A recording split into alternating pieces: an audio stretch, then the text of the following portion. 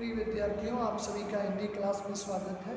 आज हम सभी बेबी आल्हार जी की रचना आलो आधारी का अध्ययन करेंगे। इसके पूर्व हम जाने कि आलो आधारी लिखने वाली ये बांग्ला भाषा में लिखा गया है आलो आधारी, और ये लेखिका एक नौकरानी है और आज भी नौकर के रूप में ये कार्यरत है। इनका थोड़ी सी परिचय हम कर लें। इनका जम्मू कश्मीर के किसी स्थान पे अभी निश्चित नहीं है इनका जन्म हुआ था, जहाँ पे इनके पिताजी एक सेना में नौकरी करते थे। 13 वर्ष की जब बाल विवाह प्रथा की शिकार हो गई, बाल विवाह जो इनका हो गया 13 वर्ष की उम्र में, इनकी दूनी उम्र के जो है व्यक्ति से इनका विवाह हुआ था। दूनी उम्र के विवाह से यानी 26 वर्ष की इनके पति की उम्र थी, और ये 12-13 वर्षों के बाद इन्हें पति का साथ छोड़ना पड़ा, क्योंकि इनका पति बहुत ज़्यादा घरेलू हिंसा करती थी और 3 बच्चों को साथ लेकर और ये फिर पति का घर छोड़ के दुर्गापुर से फरीदाबाद आ गए और कुछ समय बाद गुड़गांव आ गए। और बांग्ला में इन्होंने हिंदी अनुवादित किया गया अंधेरे का उजाला, चूँकि इनकी ज़िंदगी में अंधेरा हो चुका था, लेकिन कैसे फिर उजाला का संचार होता है वो उन्होंने बताने की कोशिश की है। और ये आज भी घरेलू नौकरानी के रूप में कार्यरत है। देखिए, परिस्थितियाँ व्यक्ति को विवश कर देती हैं कि व्यक्ति कैसे भी अपने कार्यों को करे, कैसे अपने कार्यों को जाने, परिस्थितियाँ कैसे भी। तो आइए हम देखते हैं इनके जीवन के बारे में जानने की कोशिश करते हैं कि कैसे इनके जीवन में उथल पुथल हुआ, क्यों इनका पति छोड़ दिया और कैसे इन्होंने इस पुस्तक की रचना की। बताते हैं कि मैं अपने किराए के घर में थी, पति का घर छोड़ चुकी थी, किराए के घर में थी और सब समय सोचती थी काम न मिले तो बच्चों को कैसे खिलाऊंगी। एक माँ की भूमिका होती है कि अपने बच्चों का अधिक से अधिक ख्याल करे, तो हमेशा सोचती रहती हैं कि अगर मुझे काम न मिला तो घर का किराया कैसे दूंगी और बच्चों का काम कैसे पालूंगी पोसूंगी।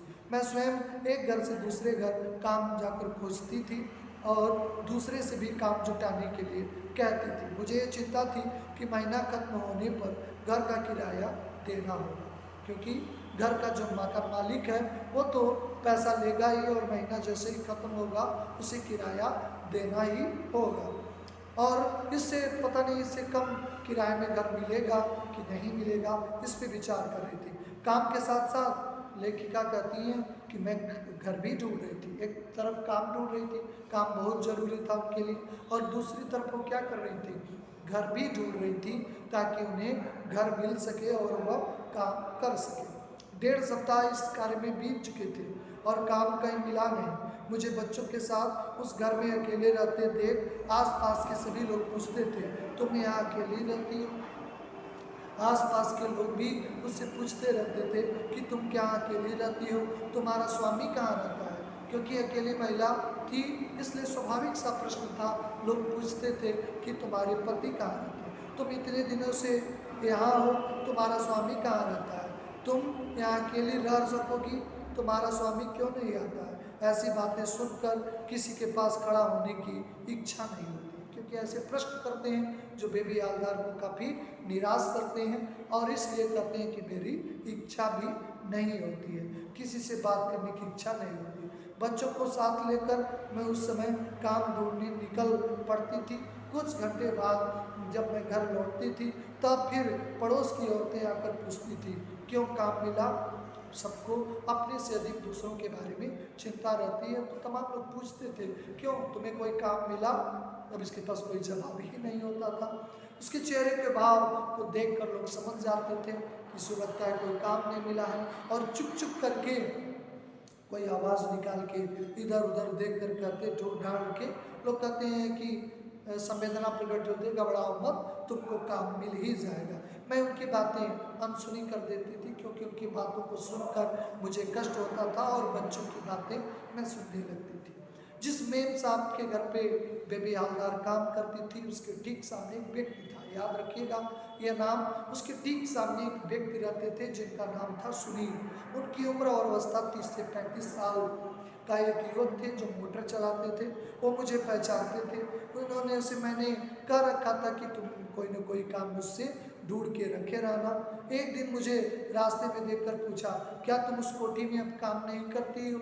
तो लेखिका ने बताया मैं तो काम 1.5 सप्ताह छोड़ दी हूँ पहले, अगर कोई काम मिले तो मुझे बताना। उसने कहा ठीक है, 1-2 दिन मुझे टाइम दो, मैं तुम्हें बता दूँ।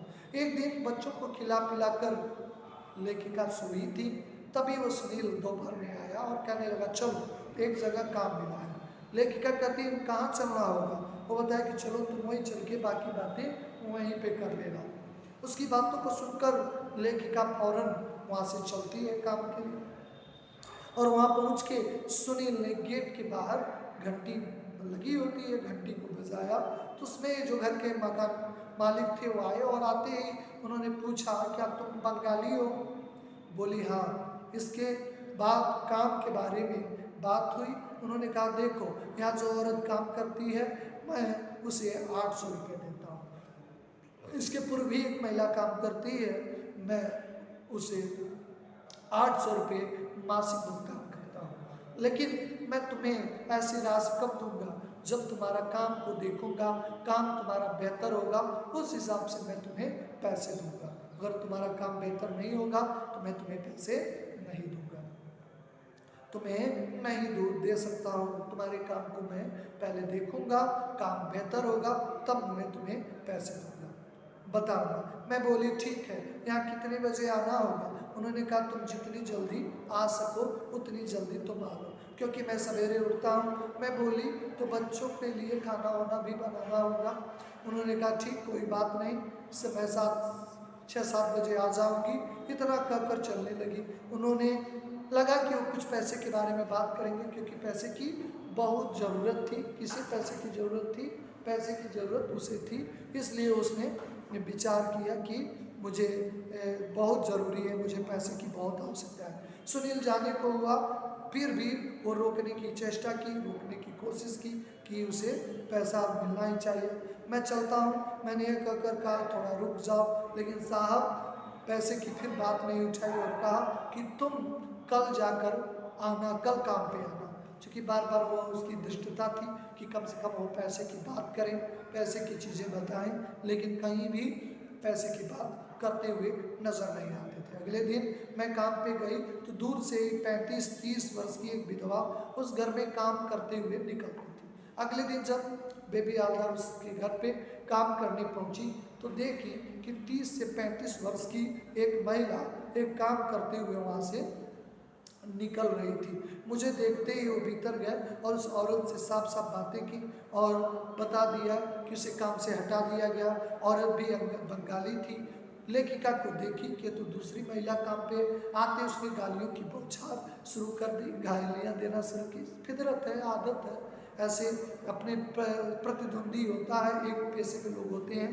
मैंने कहा देखो मैं नहीं जानती, अगर मुझे थोड़ा भी जानकारी होती कि तुम यहाँ पे काम पहले से करती हो तो मैं काम ही नहीं आती। अब भी समय है, तुम जाके कह दो कि मैं ही काम करूँगी। लेकिन उस बंगाली औरत ने एक भी नहीं सुनी, बक बक करते हुए फिर गाली देकर निकल गई। और साहब ने मुझे भीतर समझा कर बता दी तुम्हें क्या करना है, कौन सा काम तुम्हें करना है, कौन सा काम तुम्हें नहीं करना होगा। बस उस दिन से मैंने खाना वाना बनाकर टेबल पे रख कर जाने लगी। मेरा काम देखकर बहुत आश्चर्य करने लगे। एक दिन साहब ने पूछा क्या तुम इतना ढेर सारा काम इतने कम समय में क्यों कर लेते? देखिए जो काम में फिट होते हैं, बचपन के आदी होते हैं, उन्हें काम बहुत जटिलता नहीं लगता है, क्योंकि बचपन की आदतें हैं, वो व्यक्ति काम कर ही लेता है। तुझकी कहती है कि लेखिका बताती है कि मैं बचपन से अभ्यस्त हूँ, इसलिए मुझे कोई दिक्कत नहीं है। मैं बिना माँ के रही हूँ, मेरे बाबा भी उसमें घर पे नहीं होते हैं, इसी कारण मेरा पढ़ना लिखना नहीं हो सका है। मैं काम ही की हूँ, इसलिए काम मैं बेहतर कर सकती हूँ, बस पढ़ना लिखना कसर रह गई है, मैं पढ़ लिख नहीं पाई। इसी तरह रोज सवेरे आती, दोपहर तक सारा काम खत्म करके चल जाती। बीच बीच में साहब मेरे बारे में इधर उधर की पूछते। एक दिन उन्होंने मेरे बच्चों की पढ़ाई लिखाई के बारे में पूछा तो मैंने कहा मैं तो पढ़ना चाहती हूँ, लेकिन ऐसा सुयोग कहाँ है, फिर चेष्टा करूँगी बच्चों के लिए। उन्होंने एक दिन बुलाकर कहा तुम अपने लड़की को लेकर आना, यहाँ एक छोटा सा स्कूल है, मैं बोल दूँगी और तुम वहाँ पे जाके तुम पढ़ सकते हो तुम वहाँ पे अपने बच्चों को पढ़ा सकती हो, मैं बोल दूँगा। अब थोड़ा सा भार हल्का हुआ क्योंकि पढ़ने की जिम्मेदारी, जो पढ़ने की जिम्मेदारी कौन ले रखा था? अब कातूस ले लिए थे, जो घर के मालिक थे वह ले लिए थे, इसलिए मकान मालिक जिम्मेदारी ले लिए थे। अब वो स्कूल छोड़कर आकर काम में लग जाती और स्कूल से जब बच्चे मेरे पास आते तो साहब कुछ न कुछ खाने के देते, अच्छे इंसान थे इसलिए कुछ न कुछ चीज़ें उन्हें खाने के लिए भी देते थे। मैं सोचने लगी कि मुझे और भी कहीं काम करना चाहिए। लेखिका को लगा कि एक जगह काम करने से कोई काम होगा नहीं, मुझे और भी जगह काम करना चाहिए, इसलिए विचार करके उसने मालिक से कह दिया कि मेरे लिए कहीं और भी काम ढूंढिएगा, क्योंकि बच्चों को पालना है, पोसना है, कई दायित्व है, शिक्षित भी करना चाहती हूँ, इसलिए कहीं काम और मिले तो आप भी मुझे बताइएगा। ये रिक्वेस्ट की, मुझे बताएं। उन्होंने कहा कि आसपास ये पता करके मुझे बताएं कि, लेकिन अब मुझे कहीं काम ढूंढने नहीं जाना है, फिर भी मुझे वो अपना घर तो छोड़ना ही होगा। ये सोचकर मैंने अपने दादा लोगों से, जो ये बातें बंगाल में दादा मतलब बड़े भाई को कहते हैं, इसलिए उसने बता दी थी। दादा मतलब जो बड़े लोग होते हैं, बड़े भाई को कहते हैं। उन्होंने बता दिया कि मुझे मकान भी छोड़ना है, इसलिए आप ढूंढिएगा। अब घर मिल गया है, पुराना मकान में छोड़कर मैं उसमें चली गई, नए घर में आ गई। इस घर में भाड़ा तो 500 रुपये था, लेकिन शौचालय नहीं था। शौचालय के लिए बाहर जाना होता था। और यहाँ भी लोगों में कोई बहुत ज़्यादा अंतर नहीं था, तरह तरह की बातें वहाँ भी लोग करते थे और यहाँ भी लोग करते थे, उसी तरह की बातें वहाँ के भी समाज में होती थी। जैसे उसे तमाम तरह के प्रश्न पूछते थे और वहाँ भी लोग उसी तरह सोची थी कि यहाँ के लोगों के व्यवहार में अंतर होगा, लेकिन कोई व्यवहार में नहीं। कहते समाज है, अच्छे बुरे दोनों लोग रहते हैं, इसलिए कुछ लोग अच्छे होते हैं, कुछ लोग बुरे होते हैं। समाज को तो हम परिवर्तन कर नहीं सकते हैं, बदल नहीं सकते हैं। तो कोई मुझे अच्छी सलाह देता था और कोई दबी जबान में मुझसे बात करता था। इन सब बातों से मुझे कोई लेना नहीं देना था। मैं सवेरे उठकर बच्चों को खिला पिलाकर रेडी करती थी, घर में ताला लगाकर निकल जाती थी। एक ही कोठी में काम करते कैसे काम चलाऊंगी, घर का किराया देना है, बच्चों को पढ़ाना लिखाना है, तमाम विचार उसके मन में आते थे। मैं स्वयं भी चिंतित थी, एक दो और कोठियों में काम नहीं मिला तो कैसे गुजारा होगा। जिंदगी में संघर्ष करना है और संघर्ष करने के आदि जो लोग होते हैं वह हिम्मतों से डरते नहीं हैं। उसका प्रश्न और था, कोई बात टाल देते थे। जैसे ही वो जाके पूछती थी कि कोई काम दूसरे घर में मिला तो कोई न कोई प्रश्न करके टाल देते थे।